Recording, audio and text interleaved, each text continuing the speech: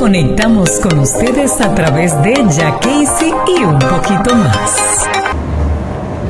¿Qué tal, amigos? Sean ustedes bienvenidos una vez más a este canal de YouTube, Jack Casey y un poquito más. En esta ocasión tengo la dicha de contar con Héctor, un hombre que se ha dedicado por varios años a estudiar la palabra del Señor. Claro que sí, yo he aprendido muchísimo con sus estudios y yo sé que también ustedes van a aprender. Héctor, bienvenido, ¿cómo estás? Bien, bien, gracias a Dios, gracias por tu invitación.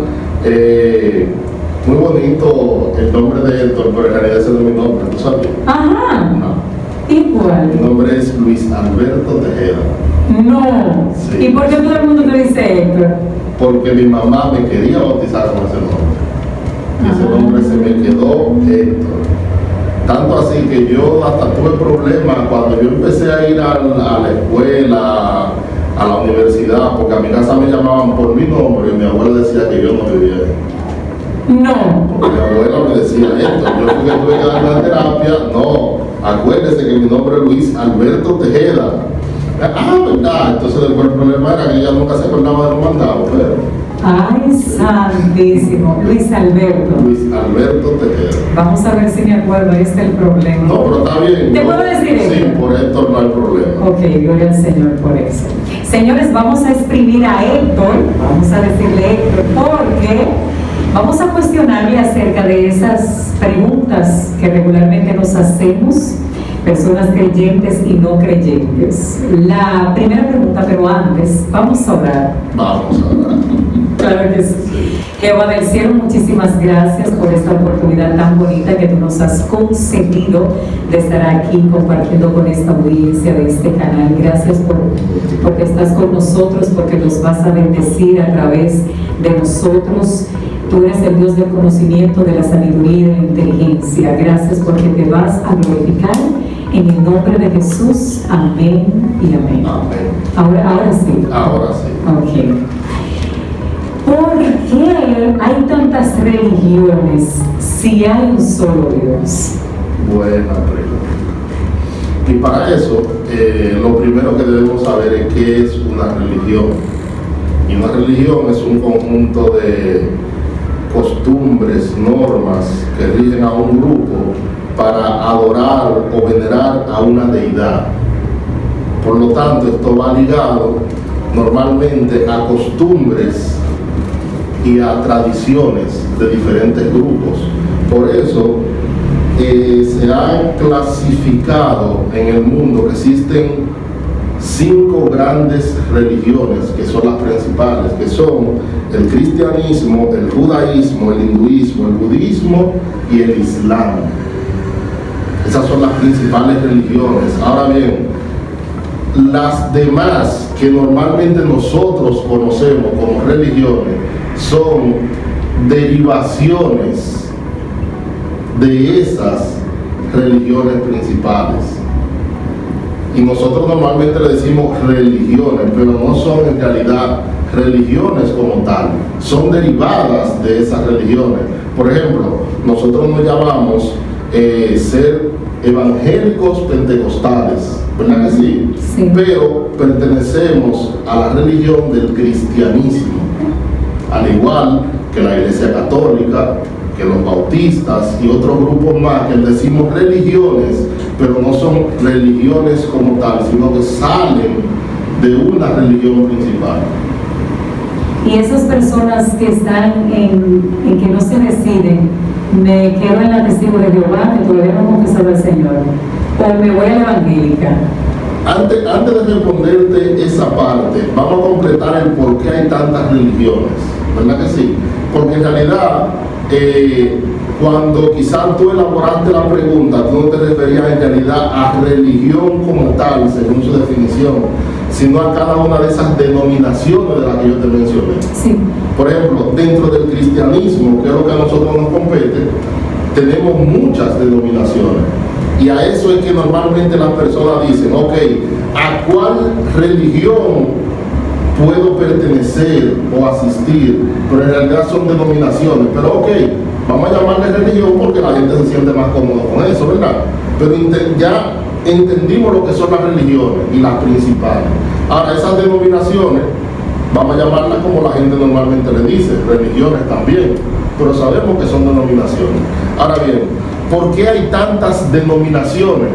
Eso va dado principalmente dentro del cristianismo a diferentes interpretaciones de grupos de forma personal, que eso produce que hayan divisiones dentro de las religiones. ¿Por qué te digo dentro del cristianismo principalmente? Porque se ha manifestado, desarrollado una creencia donde se dice que la Biblia es de interpretación propia o individual, y eso es totalmente equivocado. La Biblia no es de interpretación individual. La Biblia tiene una sola interpretación. Ahora, cuando yo la interpreto buscando mi conveniencia, lo que yo quiero, lo que a mí me conviene, yo normalmente me opongo a cosas que tienen ciertos grupos y decido formar un grupo diferente, una denominación diferente, y ahí entonces empiezan a salir todas esas denominaciones. Si tú te fijas, la base dentro de los diferentes grupos cristianos que existen, la base principal, lo que tiene que ver con la salvación, siempre es lo mismo: Jesús, Dios, el sacrificio de Jesús para que el ser humano pueda alcanzar la salvación. Ahora bien, las diferencias que hay tienen que ver con cosas que son secundarias o terciarias, interpretaciones o cosas que clasificamos que deberían ser, pero que a veces son hasta puestas por nosotros mismos para una organización de diferentes grupos. Por ejemplo, tú vas a encontrar dentro del cristianismo grupos que son muy conservadores, pero va a encontrar otros grupos que son muy liberales, modernos, pero también va a encontrar otros grupos que son como intermedios. sí. Pero también tú vas a encontrar otros grupos que te van a decir quizás que no creen que los diferentes, no los dones, sino los ministerios, quizás no estén todos actualmente. Hay grupos que te van a decir que no existen profetas, que no existen apóstoles, y eso les da a ellos una diferencia a otros que sí creen que eso existe y que se puede. Entonces, por eso hay ciertas divisiones. Es por creencias y por interpretaciones meramente personales y particulares de grupos que por eso los divide. Ahora, porque yo te digo que la Biblia no es de interpretación personal, la misma Biblia dice que la Biblia fue inspirada por Dios. Y si la Biblia fue inspirada por Dios, aunque le escribieron diferentes hombres, tú la juntas como está ahora en un solo libro y tú te vas a dar cuenta que todos los libros llevan al mismo punto, porque fue un único Dios que la inspiró. Al inspirarle ese único Dios, entonces debe tener una sola interpretación. Ahora bien, en la actualidad nosotros tenemos el Espíritu Santo en nosotros, y el Espíritu Santo también es uno solo. Si el Espíritu Santo está en ti y está en mí, y me da la interpretación de un texto bíblico, es ilógico que a ti te dé otra. Y aparentemente eso es lo que pasa en estos tiempos. El Claro. Espíritu Santo te dice algo a ti, pero me dice otra cosa a mí. ¿Por qué? Porque muchas veces no es el Espíritu Santo que te está dando la interpretación. Sino yo mismo. Llegamos al punto de dar interpretaciones personales por conveniencia. Ay, ya. Entonces, al yo dar una interpretación personal por conveniencia, entonces yo doy una interpretación que a mí me conviene y a un grupo también le conviene, y todo el grupo que le conviene mi interpretación, ¿con quién se va? Conmigo. Es cierto. Exacto. Entonces tú me preguntas, ¿cuál sería entonces la religión? Que le estamos llamando religión, pero son denominaciones. ¿Cuál sería la correcta? Yo te puedo decir a ciencia cierta que no hay una correcta. Tú me vas a decir, ¿cómo? Sí. ¿Por qué? Sencillo. La Biblia te dice qué tú debes hacer para ser salvo. Amén. Te especifica qué tú debes hacer para ser salvo. Entonces, si lo importante de todo es la salvación, yo debo buscar un grupo que me hable meramente de la salvación como tal, y del mensaje de Jesús como tal y de lo que Jesús enseñó como tal, porque si somos cristianos, somos seguidores de Cristo. Amén. Entonces, tú vas a encontrar muchas denominaciones que te hablan claro de la salvación, te hablan claro de Cristo, del mensaje de Jesús, y todas están en lo correcto, siempre y cuando se mantengan en esa línea. Ahora, tú vas a encontrar ciertas opiniones en diferentes grupos que van a ser diferentes, pero si lo principal es Cristo y la salvación, no hay ningún problema.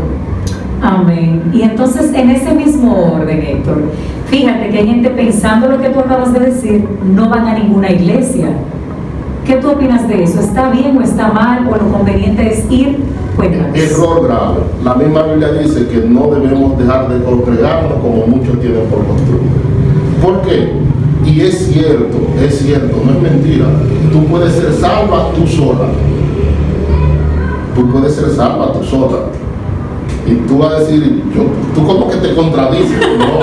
No me contradigo. Tú puedes ser salva tú sola. Ahora bien, no es lo mismo tú cargar con el peso de tu propia cruz, tú sola, que con ayuda de otros. Amén. Porque la Biblia te dice que cuando estamos en una congregación, cuando estamos en un grupo, debemos orar los unos por los otros, ayudarnos los unos a los otros, perdonarnos los unos a los otros, darnos seguimiento los unos a los otros. Entonces, si tú estás sola y tú tienes una dificultad que quizás tú sola no puedes con ella, ¿quién te ayuda?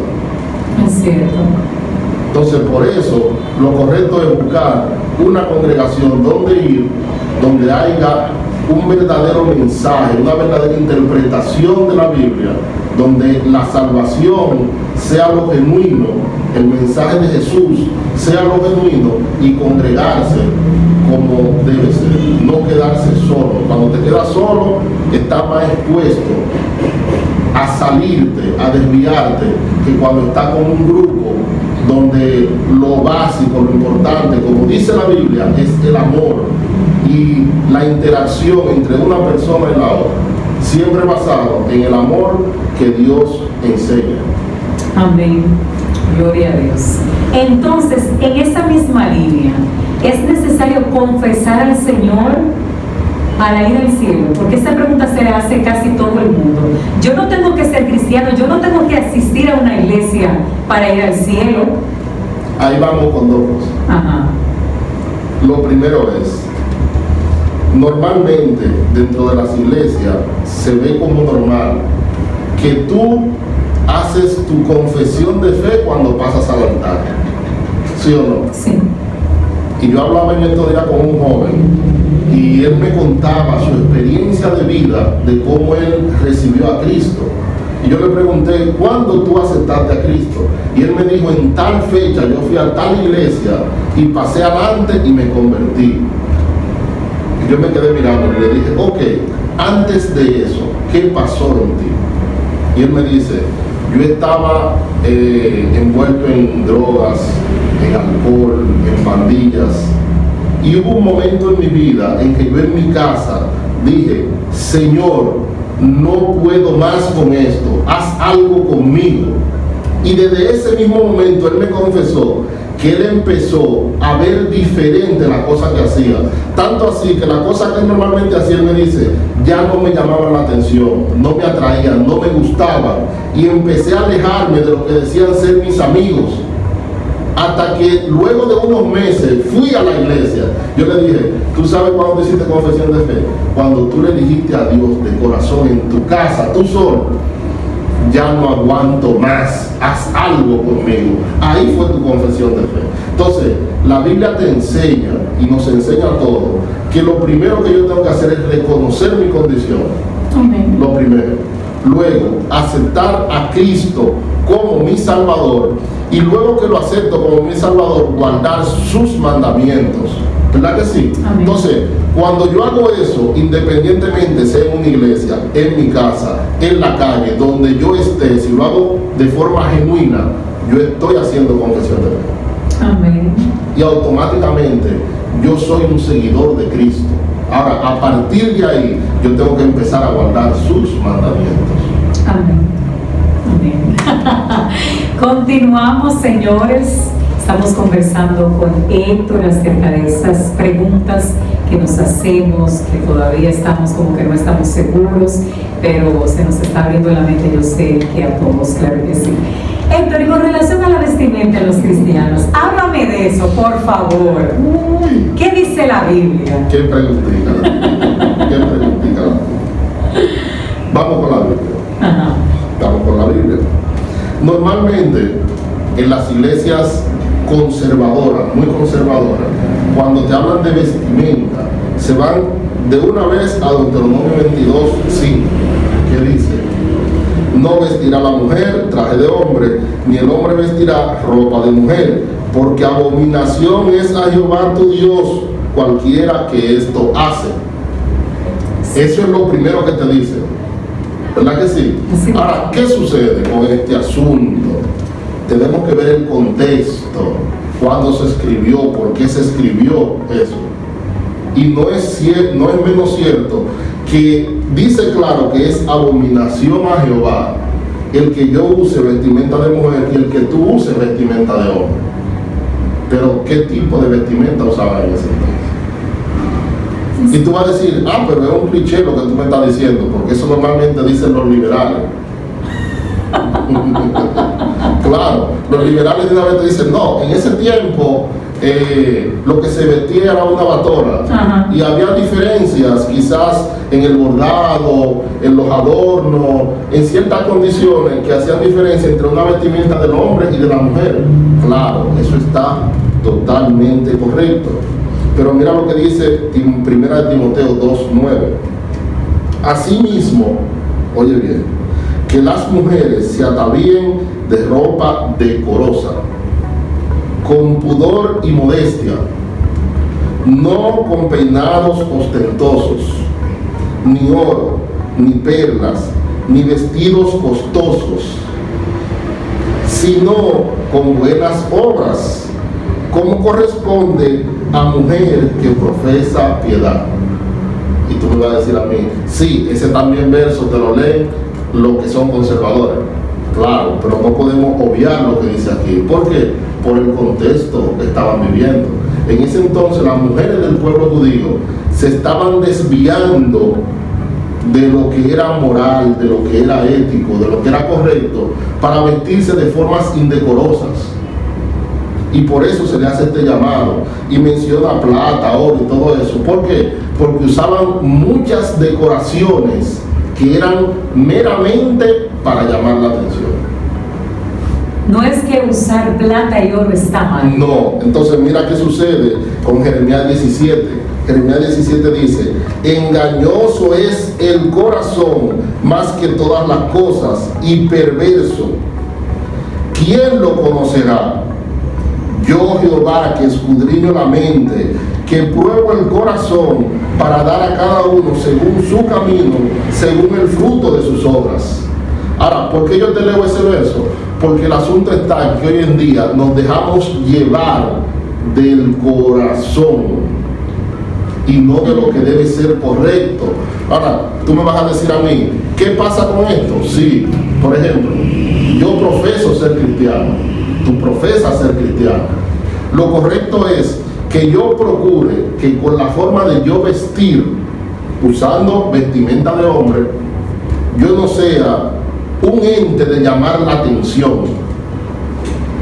¿Por qué? Porque cuando yo soy un ente de llamar la atención, yo le estoy dando plena cabida a mi ego.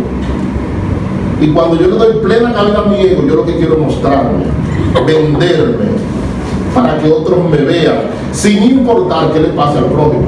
Y la Biblia todo el tiempo me dice que yo debo procurar que mi prójimo se salve. Amén.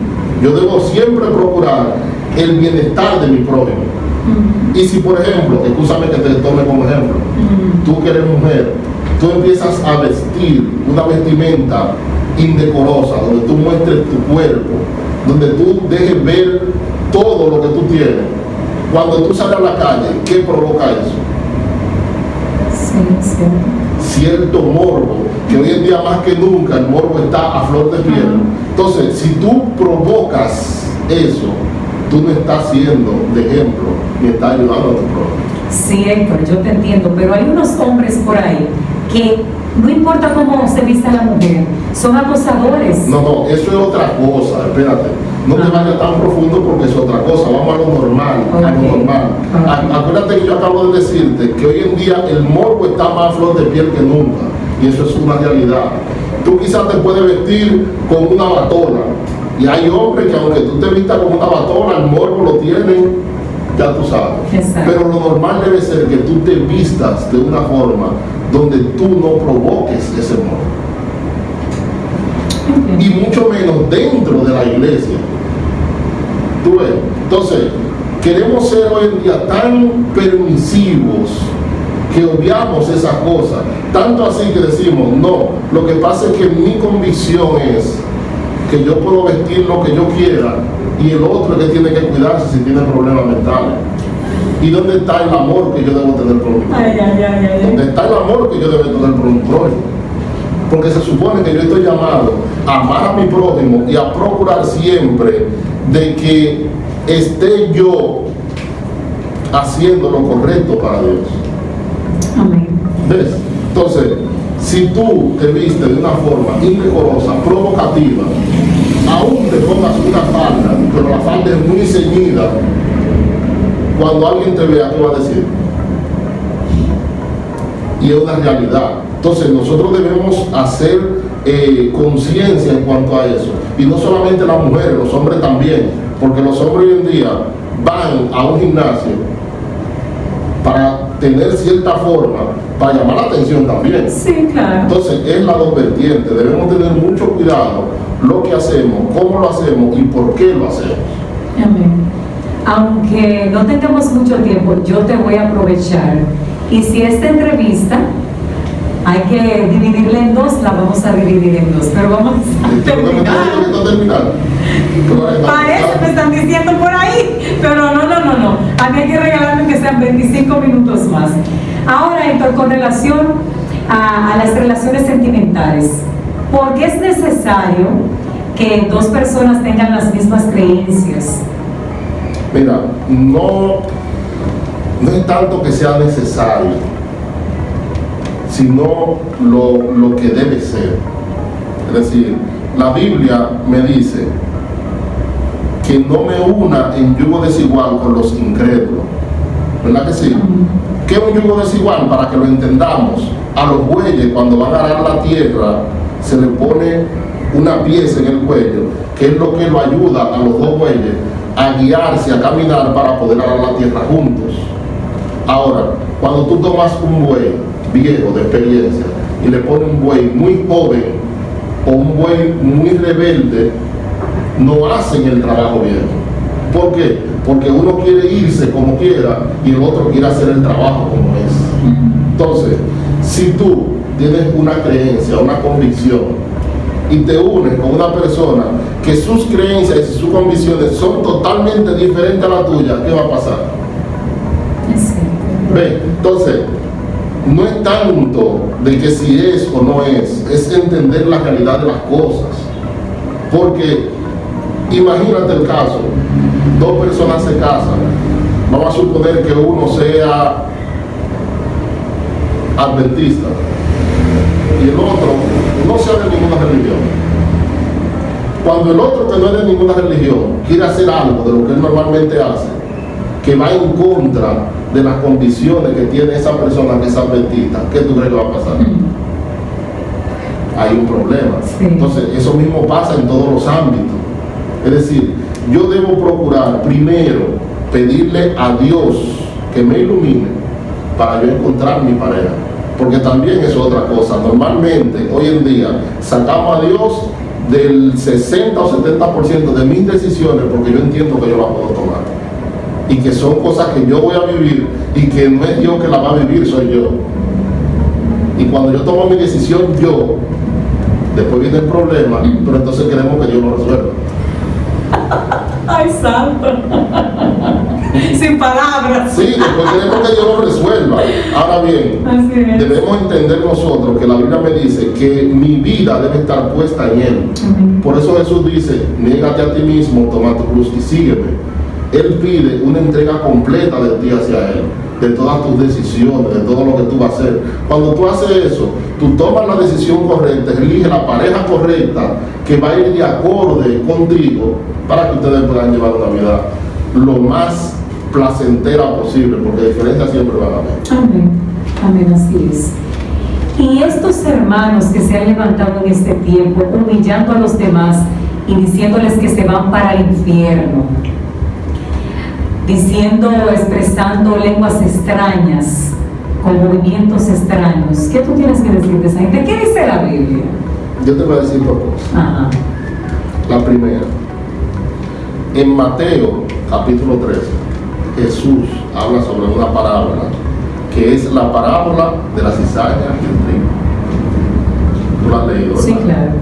Si tú analizas esa parábola, tú te das cuenta que lo que hace la mayoría de la gente es lo mismo que ellos están haciendo. Porque cuando yo me levanto a decir meramente lo que esa persona está haciendo y lo hago en una red social, lo que esa persona está haciendo está mal por esto, por esto y por esto, y ellos son los que están mal, tú estás haciendo lo mismo que ellos. Y la Biblia dice, Yo subí un video que... bueno, si lo subiste mi niña, oye lo que te voy a decir. La Biblia Pero con dice, respeto yo le hablé. pero espérate, el asunto no es nada más el respeto, es lo que la Biblia establece. Mira, la Biblia te dice con el trigo y la cizaña, déjalo que crezcan juntos. Y al final de los tiempos, ni siquiera tú y yo, los segadores van a separar el trigo de la cizaña. Es lo que Jesús enseña. Aparte de eso, mira qué le pasó a Pablo. En Filipenses capítulo 1, verso 15, él dice, algunos a la verdad predican a Cristo por envidia y contienda, pero otros de buena voluntad. Los unos anuncian a Cristo por contención, no sinceramente, pensando añadir aflicción a mis prisiones, pero los otros por amor, sabiendo que estoy puesto para la defensa del Evangelio. ¿Qué pues? Que no obstante, de todas maneras, o por pretexto o por verdad, Cristo es anunciado. Y en esto me gozo y me gozaré aún. ¿Tú entiendes lo que Pablo está diciendo? Sí, sí. Van a aparecer gente que se van a levantar vendiéndote un evangelio o proclamando un evangelio con una cierta forma que no es la que tú consideras o que no es ni siquiera la que la Biblia considera. Pero Pablo dice que de una u otra forma el evangelio, como quiera, llega. Porque la palabra de Dios llega. Y a veces decimos, y solamente mencionamos, lo que ellos hacen negativo, pero es lo que hacen positivo. Sí, no, claro. Es decir, yo he visto videos de esa gente entrando a discoteca, piden un permiso. Ah, yo lo he visto. Ah, yo sí. Piden un permiso, hablan 5 minutos de Cristo y de la salvación, aunque tienen sus carteles mandando gente para el infierno, así como tú dices, pero te hablan de Cristo, de la salvación, hacen una oración por la gente que está ahí y salen tranquilamente, que muchas veces tú y yo no lo hacemos. Esa gente van a barrios y hacen cosas que quizás tú y yo no las hacemos, porque solamente nos basamos en lo que nosotros estamos viendo como que está mal. Ahora, la Biblia me dice y me enseña qué yo debo hacer si él está haciendo algo mal. Sí. Que yo debo hablar con él personalmente Eso es. y decirle lo que la Biblia dice sobre eso. Ahora, si yo no tengo la posibilidad de llegar a él y alcanzarlo, ¿tú sabes qué yo debo hacer? Callarme en mi boquita y orar por esa persona para que Dios lo ilumine en algún momento. Y no levantarme y yo hacer lo mismo que él está haciendo.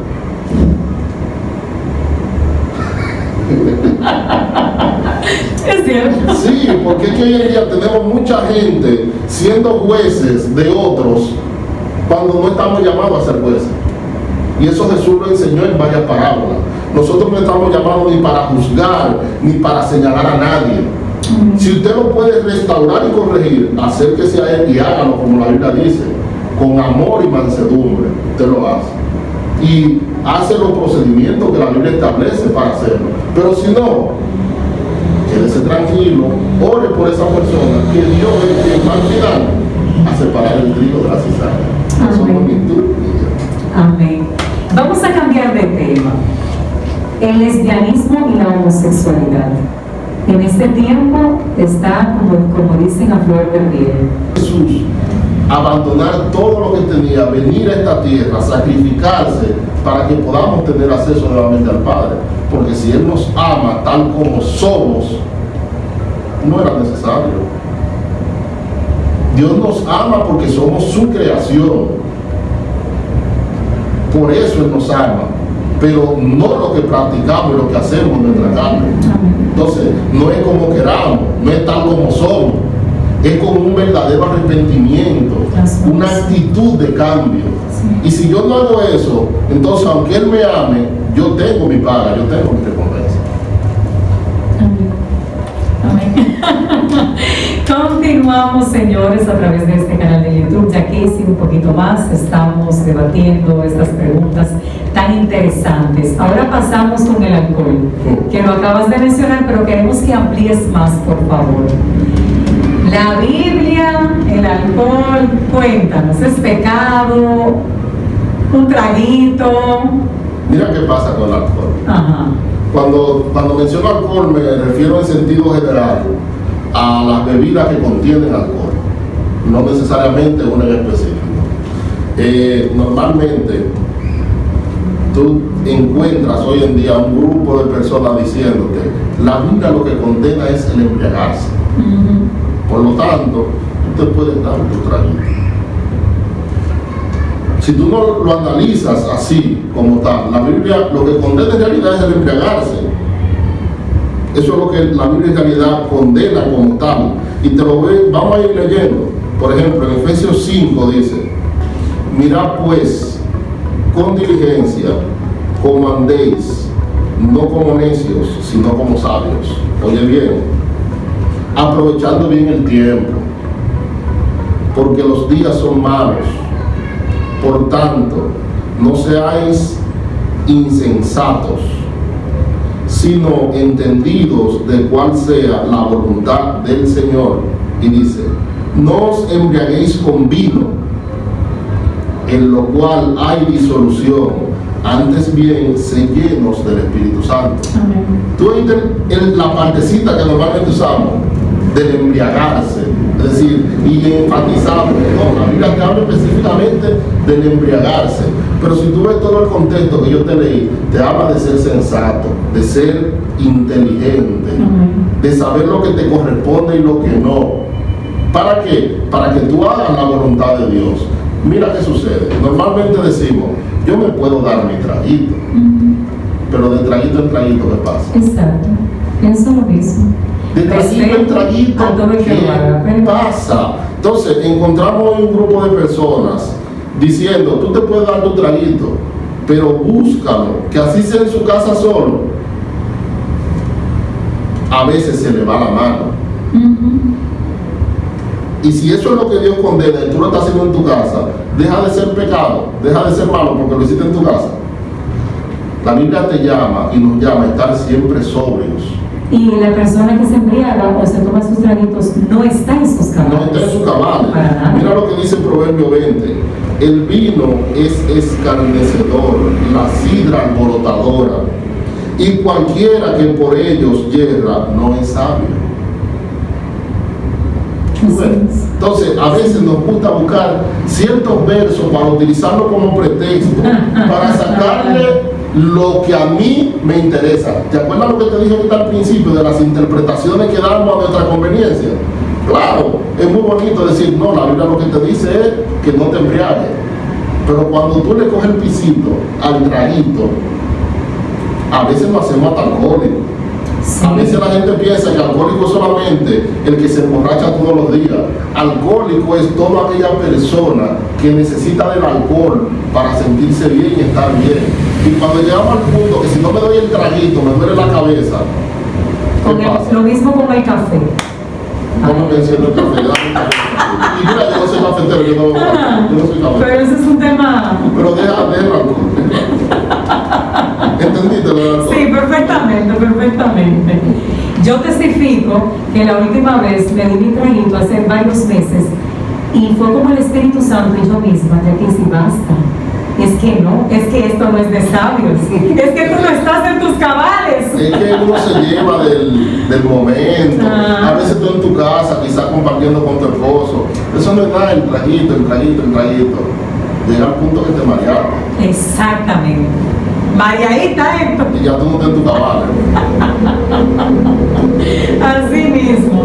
Continuamos con la próxima pregunta y es acerca de estos profetas que hay en este tiempo que no necesariamente están siendo utilizados por Dios, sino que se lucran de los hermanitos, de las ofrendas e inventan esas profecías para caerle bien a la gente, le den dinero.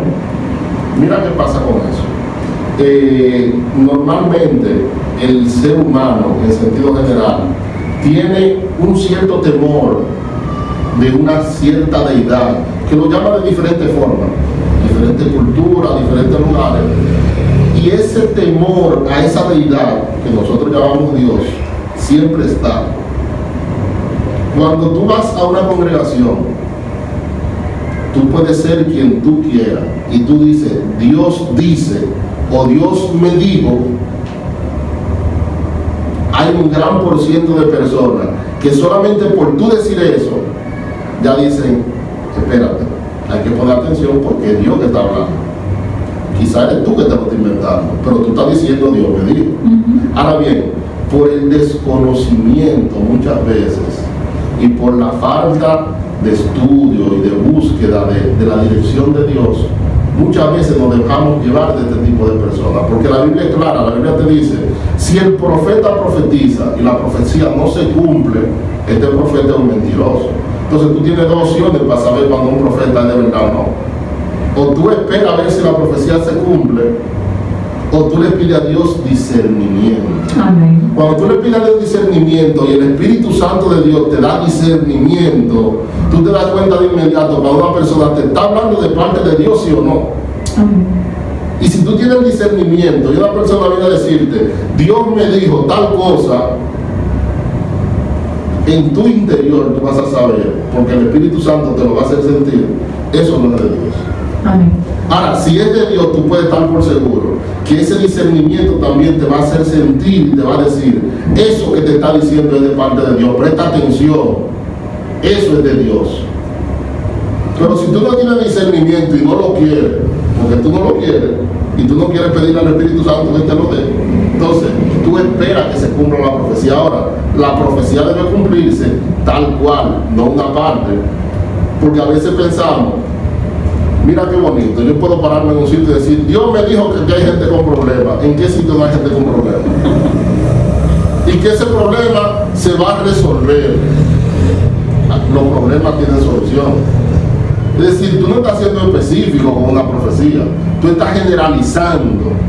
Y si tú generalizas y yo no tengo conciencia de eso, y tú me dices eso, y yo tengo un problema, y al poco tiempo Dios tiene misericordia de mí, el problema se resuelve, yo digo que el tipo me profetizó.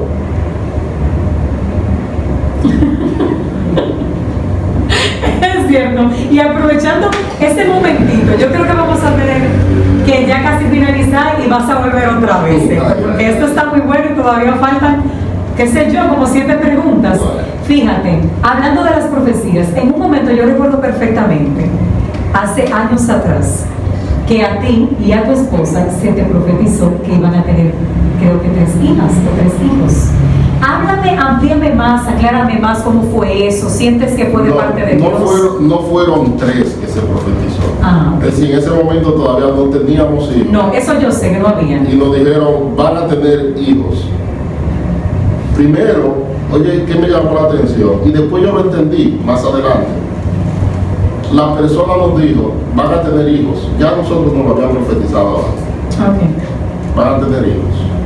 Y en un momento dice, van a ser niña, va a ser niña. Y después dijo él mismo, va a ser varón, ponle nombre. Yo me quedé así. Yo me quedé callado, quizás nadie lo notó, pero yo sí, porque a mí, yo tengo la particularidad que a mí tú me llamas para decirme que tú me vas hablando de parte de Dios y tú no me vas a ver brincando. Prestando mucha atención. Si tú me vas a hablar de parte de Dios, yo tengo que atender porque es Dios que me está hablando. No es cualquiera. Yo estoy pendiente a lo que tú me vas a decir punto por punto porque es Dios que me está hablando. ¿Qué yo entendí que ocurrió en el momento? Esa persona, yo luego le di seguimiento y esa persona tiene don de ciencia, no de profecía. ¿Y cuál es la diferencia? Con el don de ciencia, Dios te puede revelar cosas de personas personales que nadie te la ha contado. Ajá. Dios quizás le reveló a él que nosotros estábamos en un proceso y que estábamos buscando hijos y que eso era algo que nos hacía sentir. Y si Dios te lo revela por el don de ciencia, tú tienes que saber manejarte con el don de ciencia. El don de ciencia no es para profetizar, porque a veces las personas no saben qué es un don, no saben para qué son los dones y usan un don pensando que es otro. Entonces el don de ciencia, Dios te revela cosas de las personas que normalmente tú no las dices o que tú no las conoces, pero no es necesariamente para que tú la digas en público,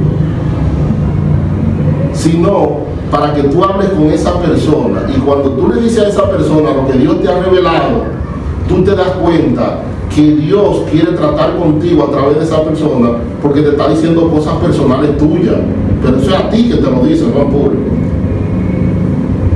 Entonces cuando tú me dices eso de parte de Dios a través del don de ciencia, entonces después tú vas a orar por mí o a ayudarme por la necesidad que yo tengo.